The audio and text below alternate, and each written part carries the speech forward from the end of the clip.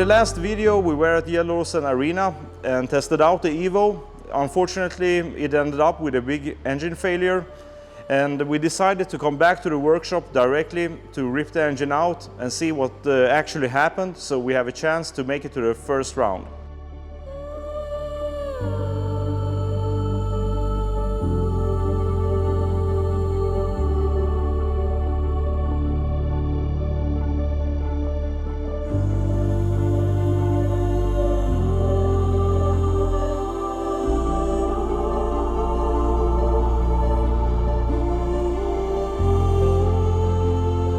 The engine is out. To give you some information about what engine we are running, which engine setup it is. It's a Billet Race Engineering 4G64 block, so it's actually 4G63 with 6mm higher deck, so it's called 4G64.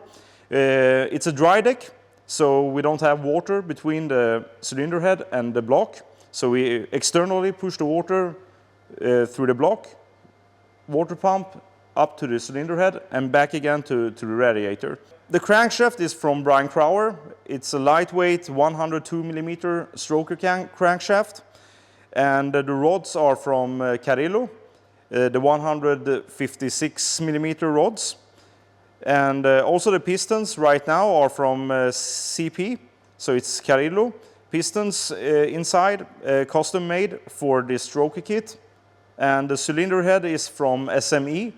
It's a custom-made cylinder head with, everything is special about that. We can talk about the cylinder head later on, how it's built up. And the lubrication in the engine is from Norris Design, the V4 kit with Autoverdi dry sump kit. We use Motul oil in everything, the transmission, differentials and the engine. Externally on this engine we are running with a Hypertune exhaust manifold with a EFR 9280 turbo with the T4 divided flange, so we use two wastegates, two 44mm Tial wastegates at the moment. On the intake side we have Plasmaman intake manifold with dual injectors on each cylinder. And we also use Plasmaman intercooler kit with custom-made clamps and intercooler system piping. On the fuel side for the engine we use Fuel Injector Clinic injectors with the complete radium engineering fuel delivery system. Transmission is quite easy. We have tilt-on clutch, a sequential paddle shifted Quife sequential gearbox from Momentum Motorsport with Quife center differential and Quife front differential, and with the RS differential original for Evo, I think it's 6 to 9. They are all the same. The drive shafts are from Drive Shaft Shop, and the prop shaft is a carbon prop shaft from Drive Shaft Shop.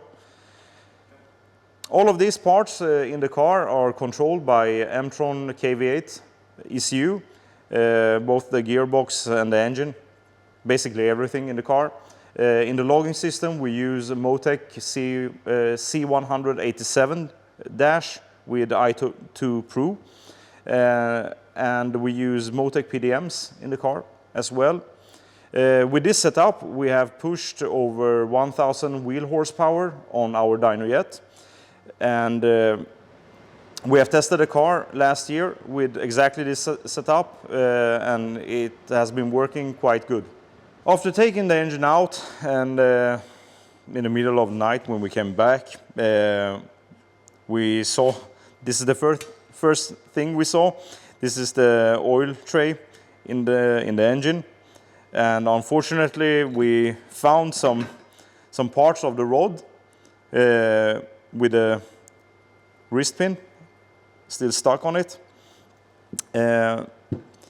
So we took the engine apart, and we have an idea what has caused this problem, because we had cracks before exactly underneath the wrist pin of the pistons.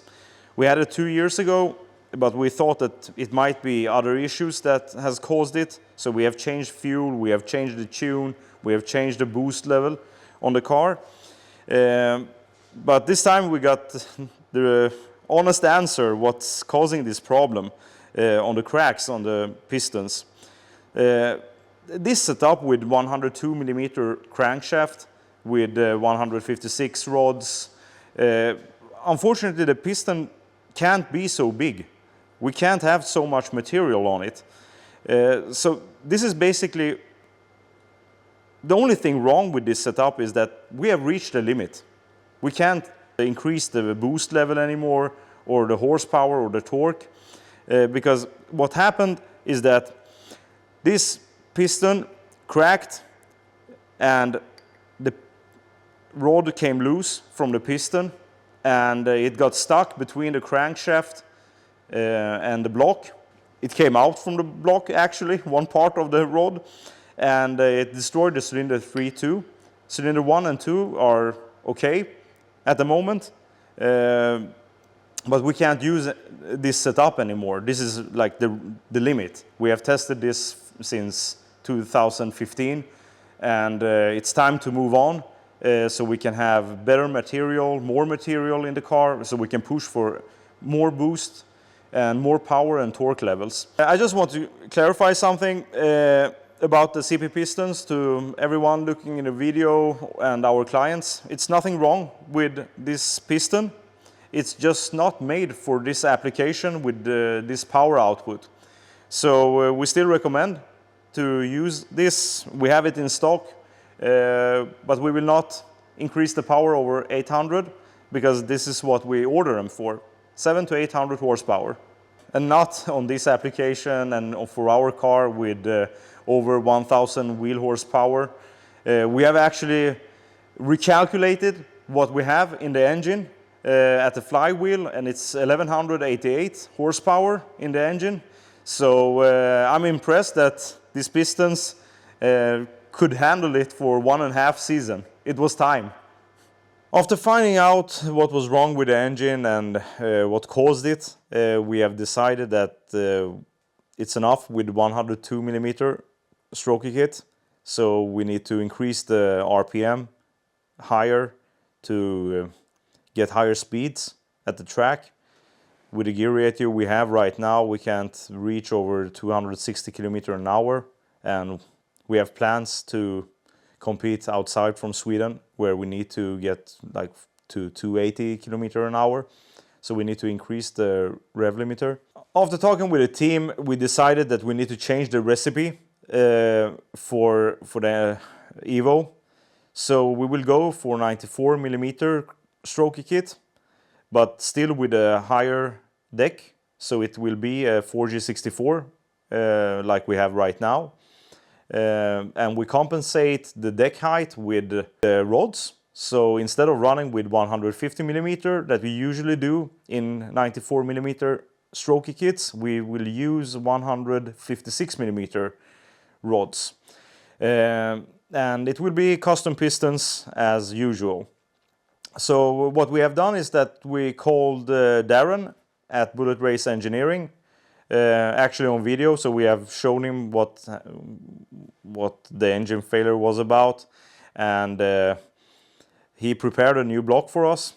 The 4G64, as mentioned, 6 millimeter higher deck height than 63, and we called to Callis Performance in US, and he actually had one 94 millimeter crankshaft ready for shipping. So it's on its way, it's shipped already.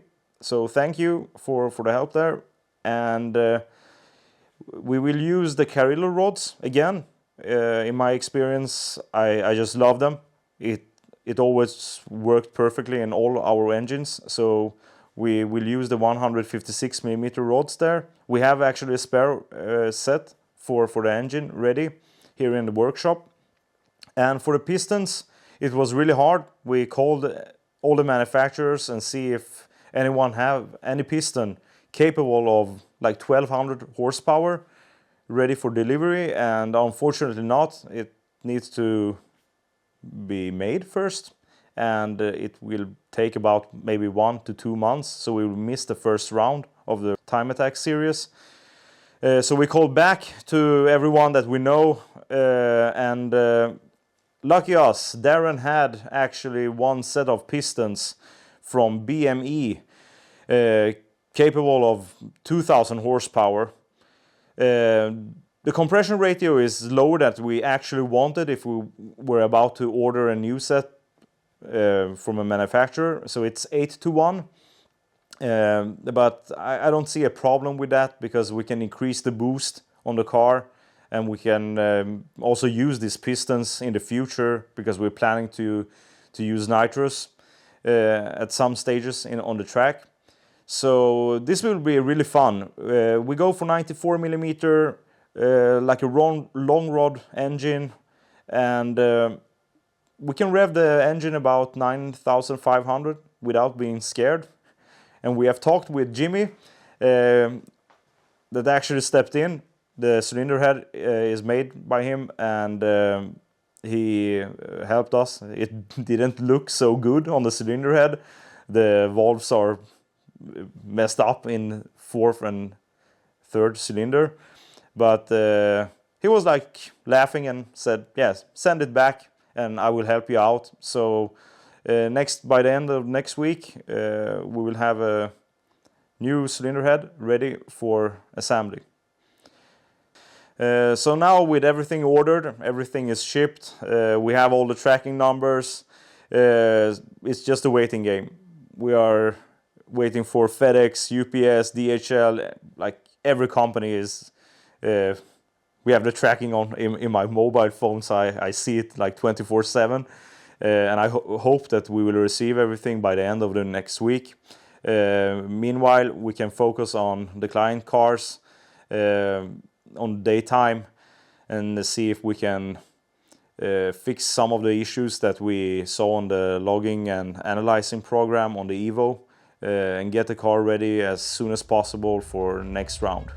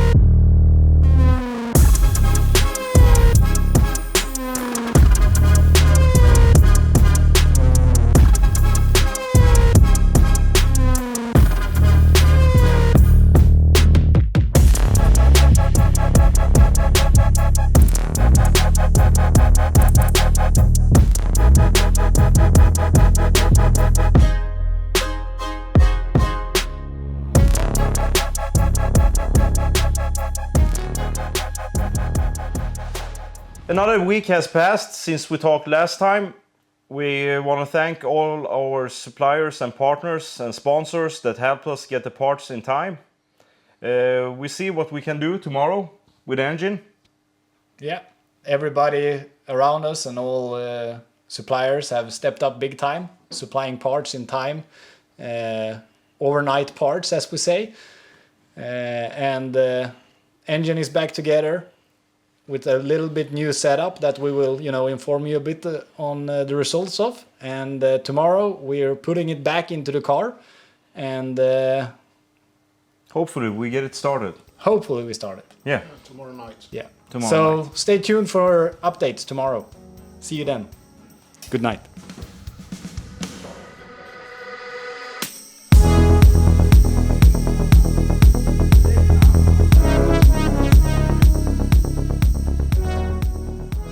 We have issues. Small issues, but we got some leakage here. Down there. Beneath the turbo. And the engine block cover plates. So we were very close to start the engine and get everything ready until we find the leakage, and now we are removing everything. It's going pretty well. We have only been working for like, I don't know, 20 minutes effective, and we are applying some RTV sealant and getting this back together so we can continue. Here we got some nice glue here, so let's go.